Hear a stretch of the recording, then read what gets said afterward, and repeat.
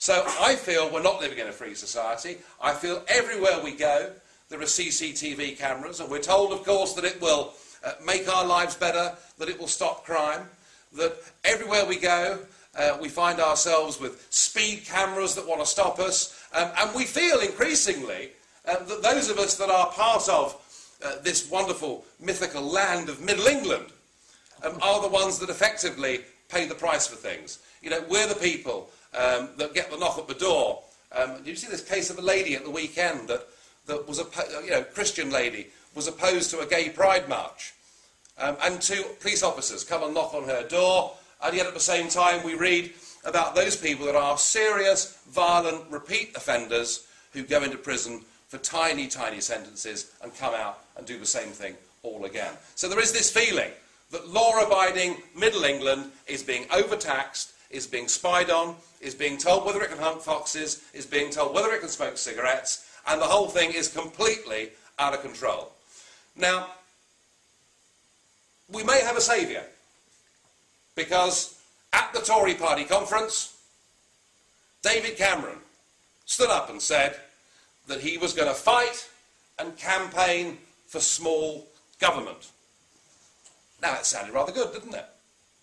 And I briefly, it had been quite a heavy night at the time I saw Newsnight, and I briefly, nearly cheered, because I thought, crikey, here actually is a difference between the Labour Party and the Tory Party. And I've been going around for the last 3 or 4 years saying that you can't put a cigarette paper between them. But I thought at last, maybe there is a difference. But what did Cameron actually mean by talking about small government?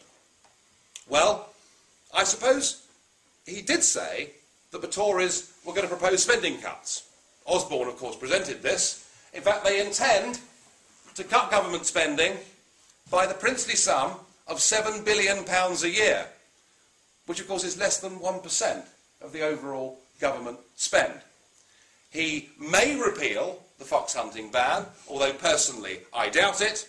He certainly has no intention of getting rid of the smoking ban, and there is no commitment from this Conservative opposition, soon perhaps to be government, to cut taxation in any way at all.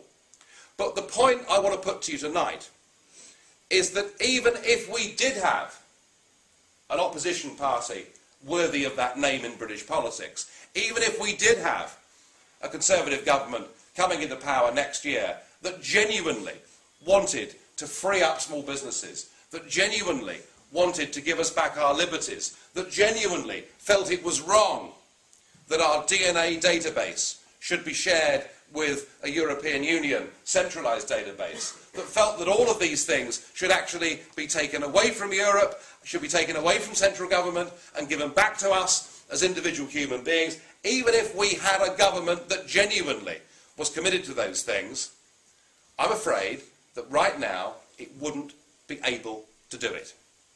And, of course, the point that I'm moving on to is the fact that we are members of a European Union. Now, older members in the room may have had the opportunity to vote on this in a referendum way back in 1975. I myself was far too young to vote in that referendum, and most of you here weren't even born. But the fact is that over 75% of our laws are now made by the institutions of the European Union. And the point about European law, which gets right to the heart of the whole principle of democracy, of freedom, of us as a people being able to determine our own future, is that once something is European law, there is nothing we as voters can do ever at any subsequent general election to change that law in any way at all. You know, right now there's a big debate going on about the hedge fund directive. You might have read about it. Now perhaps you all think that people in the city are greedy, awful, terrible people. Well, perhaps some of them are. I did my best in 20 years to be one of them, but didn't succeed because here I am now. But whatever you think of those people in the city, you know, we've got to recognise that it's one of the few things that we as a country are still very, very good at. And the penny is beginning to drop with these city businesses, because they are beginning to realise that this investment directive will probably be law by Christmas.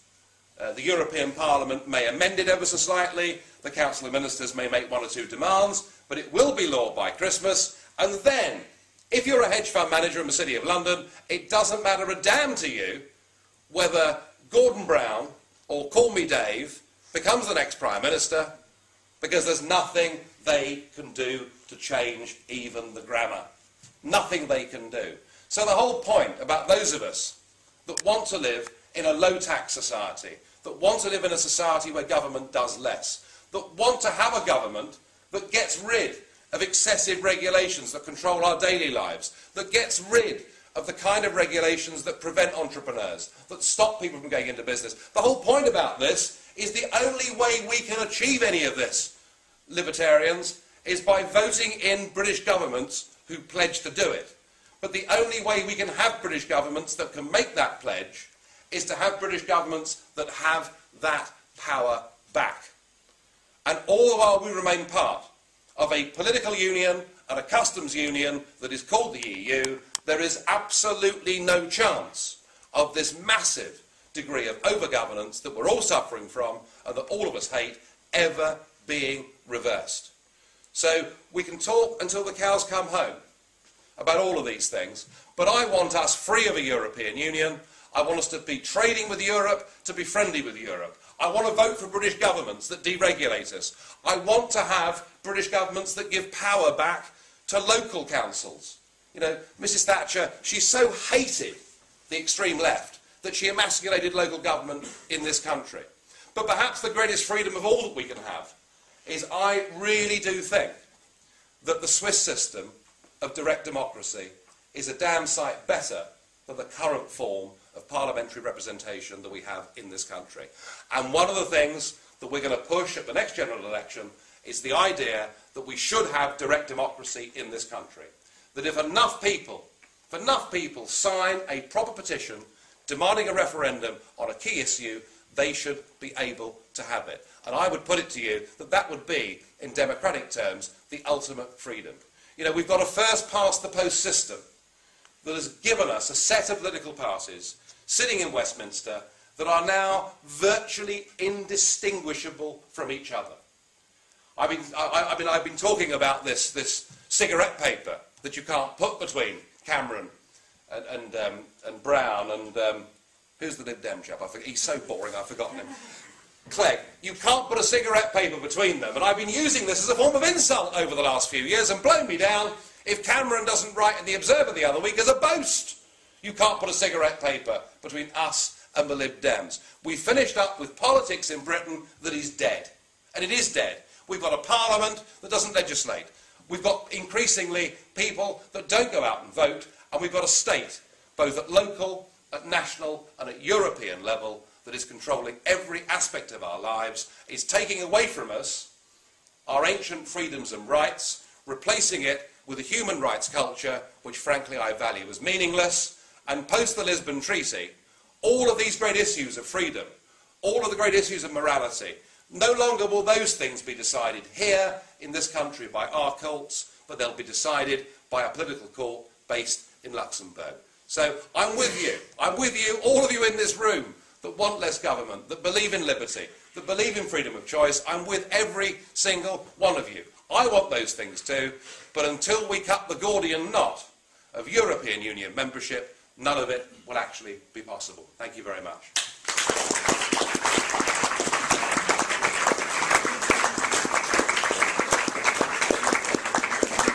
The other big problem, of course, is overheated buildings in this country, public buildings, including this room. And I thought we were all concerned about climate change and global warming. So why we do it is quite utterly beyond me. To find out more about who we are and what we stand for, go to the UK Independence Party website at www.ukip.org.